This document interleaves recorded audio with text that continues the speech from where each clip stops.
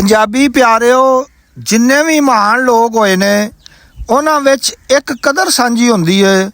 ਉਹ ਆਪਣੀ ਮਾਂ ਬੋਲੀ ਤੇ ਧਰਤੀ ਨਾਲ ਪੱਕੀ ਪੀੜੀ ਜੁੜਤ ਰੱਖਣ ਵਾਲੇ ਹੁੰਦੇ ਨੇ। ਆਪਣੇ ਕਲਚਰ ਤੇ ਤਾਰੀਖ ਉੱਤੇ ਮਾਣ ਕਰਦੇ ਨੇ। ਇਹਨਾਂ ਵਿੱਚੋਂ ਇੱਕ ਵੱਡਾ ਨਾਂ ਰਬਿੰਦਰਨਾਥ ਟੈਗੋਰ ਦਾ ਹੈ। ਟੈਗੋਰ ਮਹਾਨ ਫਲਸਫੀ, ਸ਼ਾਇਰ, ਨਾਵਲ ਨਗਾਰ, ਡਰਾਮਾ ਨਗਾਰ ਤੇ ਉਸਤਾਦ ਵੀ ਸਨ। ਇਹਨਾਂ ਨੂੰ 1913 ਵਿੱਚ ਨੋਬਲ ਪ੍ਰਾਈਜ਼ ਆਫ ਲਿਟਰੇਚਰ ਵੀ ਮਿਲਿਆ। ਮਨ ਖਿੱਚਵੀਂ ਨਸਰ ਤੇ ਆਮ ਫਹਿਮ ਅਵਾਮੀ ਸ਼ਾਇਰੀ ਉਹਨਾਂ ਦੀ ਪਛਾਣ ਹੈ। ਆਪਣੀ ਮਾਂ ਬੋਲੀ ਨਾਲ ਬੇਅੰਤ ਪਿਆਰ ਕਰਦੇ ਸਨ। ਉਹਨਾਂ ਦਾ ਆਖਣ ਹੈ, ਮਾਦਰੀ ਜ਼ਬਾਨ ਵਿੱਚ ਤਾਲੀਮ ਮਾਂ ਦੇ ਦੁੱਧ ਵਾਂਗ ਹੈ। ਟੈਗੋਰ ਜੀ ਦਾ ਜਨਮ ਕਲਕੱਤਾ ਵਿੱਚ 7 ਮਈ 1861 ਨੂੰ ਹੋਇਆ। ਮਾਂ ਜੀ ਦਾ ਨਾਂ ਸਰਾਧਾ ਤੇ ਪਿਓ ਦਾ ਨਾਂ ਰਬਿੰਦਰਨਾਥ ਟੈਗੋਰ ਸੀ। ਉਹਨਾਂ ਦੇ 13 ਭੈਣ ਭਰਾ ਸਨ। ਉਹ ਸਭ ਤੋਂ ਨਿੱਕੇ ਸਨ। ਬਚਪਨ ਵਿੱਚ ਉਹਨਾਂ ਨੂੰ ਰਾਬੀ ਦੇ ਨਾਂ ਨਾਲ ਵੀ ਬੁਲਾਇਆ ਜਾਂਦਾ ਰਿਹਾ। ਉਹਨਾਂ ਮੌਸੀਕੀ ਦੀ ਤਾਲੀਮ ਵੀ ਹਾਸਲ ਕੀਤੀ। ਉਹਨਾਂ ਮੁਖਤਲਿਫ ਉਸਤਾਦਾਂ ਕੋਲੋਂ ਘਰੇ ਤਾਲੀਮ ਹਾਸਲ ਕੀਤੀ।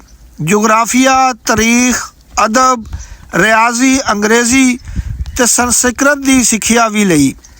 ਰਬਿੰਦਰਨਾਥ ਟੈਗੋਰ ਨੇ 8 ਵਰ੍ਹਿਆਂ ਦੀ ਉਮਰ ਵਿੱਚ ਸ਼ਾਇਰੀ ਸ਼ੁਰੂ ਕੀਤੀ ਤੇ 16 ਸਾਲ ਦੀ ਉਮਰ ਵਿੱਚ ਉਹਨਾਂ ਦਾ ਪਹਿਲਾ ਸ਼ੇਅਰੀ ਪਰਾਗਾ ਛਾਪੇ ਚੜਿਆ, ਜੋ ਸਰਕਾਰ ਨੇ ਜ਼ਬਤ ਕਰ ਲਿਆ। ਟੈਗੋਰ ਨੇ ਬੰਗਾਲੀ ਅਦਬ ਨੂੰ ਨਵੀਆਂ ਲੀਹਾਂ ਤੇ ਪਾਇਆ। ਬੰਗਲਾਦੇਸ਼ ਦਾ ਅਮਰ ਸੋਨਾਰ ਬੰਗਲਾ ਤੇ ਭਾਰਤ ਦਾ ਕੌਮੀ ਤਰਾਨਾ ਵੀ ਆਪ ਲਿਖਿਆ। ਰਬਿੰਦਰਨਾਥ ਦੇ ਪਿਓ ਕਾਰੋਬਾਰ ਦੇ ਸਿਲਸਿਲੇ ਵਿੱਚ ਮੁਖਤਲਿਫ ਜਗ੍ਹਾ ਦਾ ਸਫ਼ਰ ਕਰਦੇ ਰਹਿੰਦੇ ਸਨ। ਆਪਣੇ ਪਿਓ ਨਾਲ ਸਫ਼ਰ ਕਰਦਿਆਂ ਹੋਇਆਂ ਹਨੂਮਾਨ ਦੀਆਂ ਪਹਾੜੀਆਂ, ਜਿਹਨੂੰ ਡਲਹੌਜ਼ੀ ਮਾਊਂਟ ਵੀ ਕਿਹਾ ਜਾਂਦਾ ਹੈ, ਤੋਂ ਅੰਮ੍ਰਿਤਸਰ ਅਪੜੇ। ਇੱਥੇ ਉਹ 1 ਮਹੀਨਾ ਰਹੇ ਤੇ ਜਬਰੀ ਸਾਹਿਬ ਤੇ ਗੁਰਬਾਣੀ ਦੇ ਪਾਠ ਤੋਂ ਮੁਤਾਸਰ ਹੋਏ। ਇੱਥੇ ਉਹਨਾਂ ਸਿੱਖ ਮਜ਼ਹਬ ਬਾਰੇ ਕੁਝ ਨਜ਼ਮਾਂ ਲਿਖੀਆਂ। ਟੈਗੋਰ ਨੇ ਪਹਿਲੀ ਕਹਾਣੀ 1877 ਵਿੱਚ ਲਿਖੀ। ਆਪ ਦੇ ਅੱਬਾ ਜੀ ਆਪ ਨੂੰ ਵਕੀਲ ਬਣਾਉਣਾ ਚਾਹੁੰਦੇ ਸਨ, ਇਸ ਲਈ ਇਹਨਾਂ ਨੂੰ ਵਲਾਇਤ ਘੱਲਿਆ। ਸਕੂਲ ਵਿੱਚ ਦਾਖਲ ਕਰਵਾਇਆ। ਯੂਨੀਵਰਸਿਟੀ ਕਾਲਜ ਲੰਡਨ ਵਿੱਚ ਕਾਨੂੰਨ ਦੀ ਤਾਲੀਮ ਪੜ੍ਹਨੀ ਸ਼ੁਰੂ ਕੀਤੀ, ਪਰ ਉਹਨਾਂ ਦਾ ਧਿਆਨ ਸ਼ੇਕਸਪੀਅਰ ਦੀਆਂ ਲਿਖਤਾਂ, ਐਂਟੋਨੀ ਤੇ ਕਲੋਪਤਰਾ ਪੜ੍ਹਨ ਵਿੱਚ ਲੱਗਾ ਰਿਹਾ। 1916 ਵਿੱਚ ਸ਼ੇਕਸਪੀਅਰ ਬਾਰੇ ਨਜ਼ਮ ਲਿਖੀ। ਰਬਿੰਦਰਨਾਥ ਹੋਰਾਂ ਦਾ 1883 ਵਿੱਚ ਵਿਆਹ ਹੋਇਆ, ਜਿਹਦੇ ਵਿੱਚੋਂ 5 ਬਾਲ ਸਨ। 1890 ਵਿੱਚ ਸ਼ਿਲਾਦੀਆ ਆਪਣੀ ਜਾਇਦਾਦ ਸਾਂਭਣ ਚਲੇ ਗਏ। ਇਸੇ ਵਰੇ ਮਨਾਸੀ ਨਜ਼ਮਾਂ ਦਾ ਪਰਾਗਾ ਛਪਿਆ। ਟੈਗੋਰ ਨੇ ਸਨੇਤਨ ਕੈਤਨ ਵਿੱਚ ਇੱਕ ਆਸ਼ਰਮ ਬਣਾਇਆ, ਜਿਹਦਾ ਮਕਸਦ ਬਾਲਾਂ ਨੂੰ ਫਿਤਰੀ ਮਾਹੌਲ ਵਿੱਚ ਤਾਲੀਮ ਦੇਣਾ ਸੀ। ਟੈਗੋਰ ਦਾ ਖਾਨਦਾਨ ਪੜ੍ਹਿਆ ਲਿਖਿਆ ਖਾਨਦਾਨ ਸੀ। ਟੈਗੋਰ ਦਾ ਵੱਡਾ ਭਰਾ ਦੇਵ ਰਾਜਿੰਦਰਨਾਥ ਮਹਾਨ ਫਲਸਫੀ ਤੇ ਸ਼ਾਇਰ ਸੀ।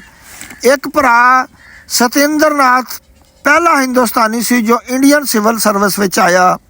ਇੱਕ ਹੋਰ ਭਰਾ ਜਤਿੰਦਰਨਾਥ ਮੌਸੀਕਾਰ, ਡਰਾਮਾ ਨਗਾਰ ਤੇ ਕੰਪੋਜ਼ਰ ਸੀ। ਇੱਕ ਭੈਣ ਸੋਰਨ ਕੁਮਾਰੀ ਨਾਵਲ ਨਿਗਾਰ ਸੀ। ਉਹਨਾਂ ਦੀ ਸਾਰੀ ਸ਼ਾਇਰੀ ਉੱਚੇ ਤੇ ਸੁੱਚੇ ਖਿਆਲਾਂ ਤੇ ਆਧਾਰਿਤ ਹੈ। ਪਰ ਨਵੀਂ ਸਦੀ ਦਾ ਅੰਤ ਇਸੇ ਤਰ੍ਹਾਂ ਗੀਤਾ ਨਜਲੀ ਪਰਾਗੇ ਅੰਦਰ ਬੇਮਿਸਾਲ ਨਜ਼ਮਾਂ ਉਹਨਾਂ ਨੇ ਤਖਲੀਕ ਕੀਤੀਆਂ। ਟੈਗੋਰ ਨੇ 22 ਦਸੰਬਰ 1901 ਵਿੱਚ ਸ਼ਾਂਤੀ ਨਿਕੇਤਨ ਅੰਦਰ ਬਰਮ ਆਚਾਰੀਆ ਆਸ਼ਰਮ ਬਣਾਇਆ, ਜਿਹਦੇ ਵਿੱਚ 5 ਉਸਤਾਦ ਰੱਖੇ ਗਏ ਤੇ 5 ਹੀ ਪੜਿਆਰਾਂ ਨਾਲ ਮੁੱਢ ਬਣਿਆ ਗਿਆ। ਇੱਥੇ ਫਿਤਰੀ ਮਾਹੌਲ ਵਿੱਚ ਤਾਲੀਮ ਦਿੱਤੀ ਜਾਂਦੀ ਸੀ।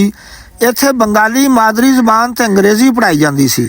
ਉਹ ਬਾਲਾਂ ਨੂੰ ਮਾਦਰੀ ਜ਼ਬਾਨ ਨਾਲ ਜੋੜਨਾ ਚਾਹੁੰਦੇ ਸਨ, ਕਿਉਂ ਜੋ ਇਹਦੀ ਅਹਿਮੀਅਤ ਨੂੰ ਸਮਝਦੇ ਸਨ। ਇਸ ਤਾਲੀਮੀ ਅਦਾਰੇ ਵਿੱਚ ਚਾਈਨਾ ਤੇ ਜਾਪਾਨ 'ਚੋਂ ਲੋਕੀ ਸਿੱਖਿਆ ਲੈਣ ਤੇ ਦੇਣ ਆਉਂਦੇ ਸਨ। ਰਬਿੰਦਰਨਾਥ ਟੈਗੋਰ ਨੇ 1910 ਤੋਂ 12 ਤੱਕ ਆਪਣੀਆਂ ਨਜ਼ਮਾਂ ਦਾ ਅੰਗਰੇਜ਼ੀ ਤਰਜਮਾ ਕੀਤਾ। ਅੰਗਰੇਜ਼ ਸਰਕਾਰ ਵੱਲੋਂ ਸਰ ਦਾ ਖਿਤਾਬ ਜਾਰ ਪੰਜਮ ਨੇ ਦਿੱਤਾ, ਜੋ ਜਲਿਆਂਵਾਲਾ ਬਾਗ ਵਿੱਚ ਹਿੰਦੁਸਤਾਨੀਆਂ ਦੇ ਕਤਲੇਆਮ ਤੇ ਮੋੜ ਦਿੱਤਾ ਤੇ ਧਰਤੀ ਦੇ ਅਣਖੀ ਪੁੱਤਰ ਹੋਣ ਦਾ ਸਬੂਤ ਦਿੱਤਾ। ਉਹ ਜ਼ਾਤ ਪਾਤ ਦੇ ਖਿਲਾਫ ਸਨ। ਟੈਗੋਰ ਨੇ ਲਗਭਗ 32 ਮੁਲਕਾਂ ਵਿੱਚ ਜਾ ਕੇ ਲੋਕਾਈ ਦਾ ਮੁਸ਼ਾਹਦਾ ਕੀਤਾ। ਸਾਮਰਾਜੀਅਤ ਦੀ ਕਿਸੇ ਵੀ ਸ਼ਕਲ ਨੂੰ ਪਸੰਦ ਨਹੀਂ ਕਰਦੇ ਸਨ। ਟੈਗੋਰ ਨੇ ਆਪਣੀ ਧਰਮ ਪਤਨੀ ਬਾਰੇ ਬਹੁਤ ਸਾਰੀਆਂ ਨਜ਼ਮਾਂ ਲਿਖੀਆਂ। ਅਗਲੇ ਵਰੇ ਧੀ ਟੁਰ ਗਈ। ਫਿਰ ਪਿਓ ਦੇ ਪੂਰੇ ਹੋਣ ਤੇ ਨਾਲੇ 15 ਵਰਿਆਂ ਦੇ ਪੁੱਤਰ ਦੇ ਚਲਾਣੇ ਨੇ ਲੱਕ ਤੋੜ ਦਿੱਤਾ। ਰਬਿੰਦਰਨਾਥ ਟੈਗੋਰ 1937 ਵਿੱਚ ਕੌਮੇ ਵਿੱਚ ਚਲੇ ਗਏ। ਛੇਕੜੀ ਉਮਰੇ ਪ੍ਰਾਸਟੇਟ ਕੈਂਸਰ ਦਾ ਰੋਗ ਲੱਗ ਗਿਆ, ਜਿਸ ਪਾਰੋਂ 1941 ਵਿੱਚ ਵਫਾਤ ਪਾ ਗਏ। ਟੈਗੋਰ ਦੀ ਅਜ਼ਮਤ ਦਾ ਰਾਜ਼ ਉਹਨਾਂ ਦੀ ਆਪਣੀ ਮਾਂ ਬੋਲੀ ਨਾਲ ਗੂੜਾ ਪਿਆਰ ਤੇ ਉਸ ਵਿੱਚ ਆਪਣੇ ਵਿਚਾਰਾਂ ਨੂੰ ਅੱਖਰਾਂ ਦੀ ਲੜੀ ਵਿੱਚ ਪਰੋਣਾ ਹੀ ਹੈ। ਅੱਜ ਸਾਨੂੰ ਚਾਹੀਦਾ ਹੈ ਆਪਣੀ ਮਾਂ ਬੋਲੀ ਪੰਜਾਬੀ ਬੋਲੀਏ, ਲਿਖੀਏ ਤੇ ਪੜ੍ਹੀਏ। ਜੀਵੇ ਪੰਜਾਬ, ਸਦਾ ਜੀਵੇ।